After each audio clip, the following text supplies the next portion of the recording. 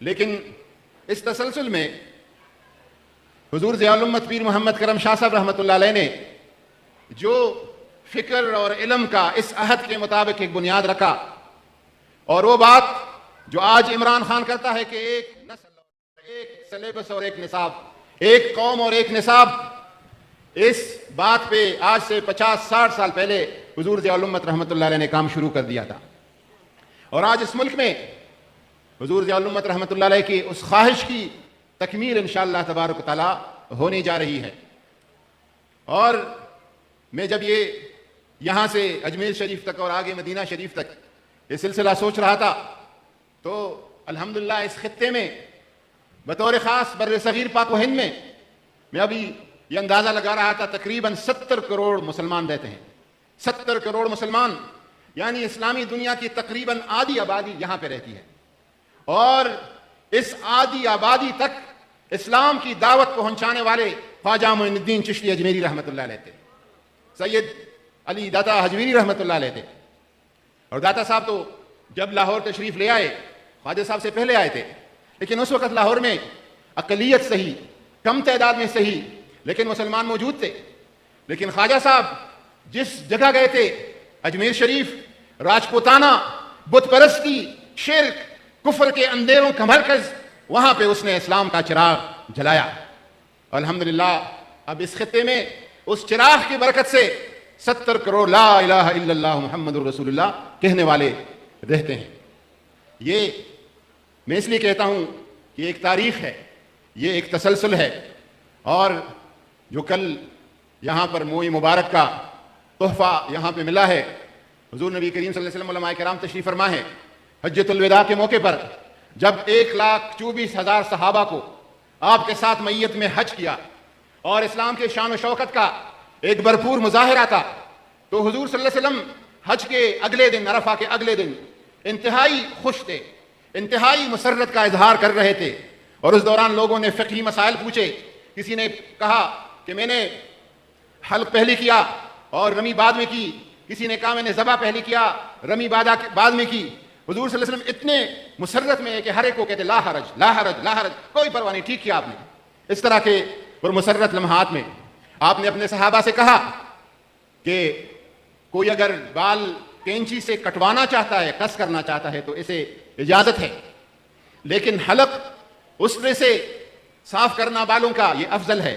اور میں اسرے سے اپنے بالوں کو صاف کروں گا۔ اور جب آپ کے بال مبارک آ رہے تھے، اور کون مبارک ہوگا جو وہ یہ خدمت کر رہا تھا، تو ابو طلحہ انصاری وہ آئے اور آپ کے بال مبارک کو اپنے چادر میں، اپنی جولی میں اکٹھا کیا۔ جب سارے بال، ایک بھی بال زمین پر نہیں گرا، اور جب ابو طلحہ انصاری کے جولی میں آ گئے تو آپ نے ابو طلحہ انصاری کو کہا اس کو اپنے ساتھ نہیں رکھنا، سارے مجمع میں تقسیم کرنا۔ اور آپ نے اس حکم کے تعمیل میں وہ بال مبارک جو ہے وہ تقسیم کر دیے، اور وہ ہر جگہ پہنچے۔ خالد بن ولید کے ہاں پہنچا تو اس نے اپنے ٹوپی، جنگ والی جو ٹوپی تھی، اس ٹوپی میں رکھا، اور اس وجہ سے اسے کہا گیا کہ یہ سیف اللہ ہے، اللہ کی تلوار ہے، سب کچھ ٹوٹ جائے گا لیکن خالد بن ولید نہیں ٹوٹے گا۔ اور پھر ویسا ہی ہوا ہر معرکے میں دشمن کے سامنے، لیکن جب حمص میں، شام میں مرتا ہے تو اپنی طبی موت پہ مرتا ہے۔ اور جب مدینہ شریف آپ کی شہادت، وفات کی خبر آتی ہے تو جب مدینہ میں گھروں میں رونے کی آواز میت پہ کہیں اٹھتی تھی تو عمر فاروق بہت سخت برا مانتے تھے، لیکن اس صبح جب خالد بن ولید کی وفات کی خبر آئی تو صبح فجر کے نماز کے بعد خالد بن ولید کے گھر سے رونے کی آواز اٹھی، تو حضرت عمر نے پوچھا غصے میں کہ یہ کیوں روتے ہیں لوگ؟ کسی نے کہا کہ خالد بن ولید فوت ہو گئے، تو عمر فاروق نے کہا فَلْيَبْكِ عَلَيْهِ الْبَوَائِقُ، اس پہ اگر کوئی روتا ہے تو رونے دے، اس پہ رونے کا حق بنتا ہے۔ وہ جب خالد بن ولید کے ہاں پہنچتا ہے، اپنے سر کا تاج اس کو بناتا ہے۔ ہر صحابی نے وہ تبرکات رکھا، اپنے چاہنے والوں کو تقسیم کیا،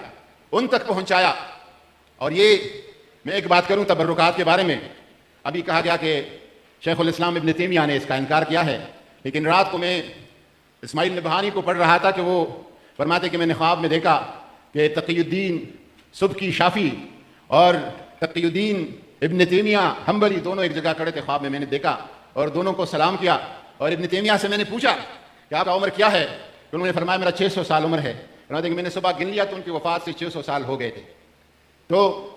پھر ہمارا موقف یہ ہے، اختلاف نظر ہر ایک کا حق ہے، ہر کوئی کسی کے ساتھ کر سکتا ہے، لیکن ہمارا یہ گروہ جو ہم بیٹھے ہیں، ہم اختلاف کی وجہ سے کسی کو کافر نہیں سمجھتے، کسی کلمہ گو کو ہم کافر نہیں سمجھتے. اگر وہ مجھے اختلاف کی وجہ سے کافر سمجھتا ہے اور میں بھی کافر سمجھتا ہوں تو میرے اور اس کے درمیان فرق کیا رہ گیا ہے؟ ہمارے بزرگوں جو سے تعلیم ملی ہے وہ یہی ملی ہے. تو تبرکات کے بارے میں حضرت انس رضی اللہ عنہ بصرہ میں تھے، آپ کے مہمان آئے، مہمانوں نے کھانا کھایا، وہ کانے سالن کے روغن اور تیل اس دسترخوان پہ، اس چادر پہ گرا. تو حضرت انس بن مالک، آگ لگی ہوئی ہے،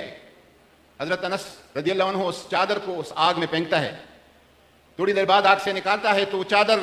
جلا ہوا نہیں ہے، وہ چادر صاف ستھرا واپس نکل گیا. مہمان حیران ہو گئے. تو آپ نے فرمایا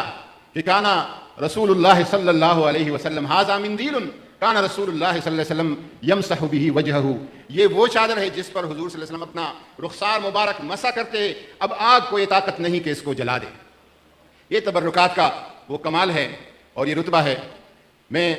یہی سوچ رہا ہوں اور میرا یہ یقین ہے، میرا یہ عقیدہ ہے اور ہر خوش عقیدہ کا یہ عقیدہ ہونا چاہیے کہ شاید جب ابو طلحہ انصاری رضی اللہ عنہ کو حضور یہ موئے مبارک دے رہے تھے تو ان کو کہیں اشارہ ہو گیا ہو کہ اس ایک موئے مبارک کو بیرا شریف امیر السالکین کے ڈیرے پر پہنچاؤ. شاید روحانی دنیا میں حضور سید الاولین والآخرین نے، یہ میں اپنے عقیدے کی بات کر رہا ہوں، حضور سید الاولین والآخرین نے حضور ضیاء الامت سے پوچھا ہوگا کہ آپ نے ضیاء النبی لکھی ہے، شاباش شاباش، آپ کو کیا چاہیے؟ اور حضور ضیاء الامت نے کہا ہوگا کہ حضور آپ کے زلف مبارک کا ایک ٹکڑا مجھے بھی چاہیے.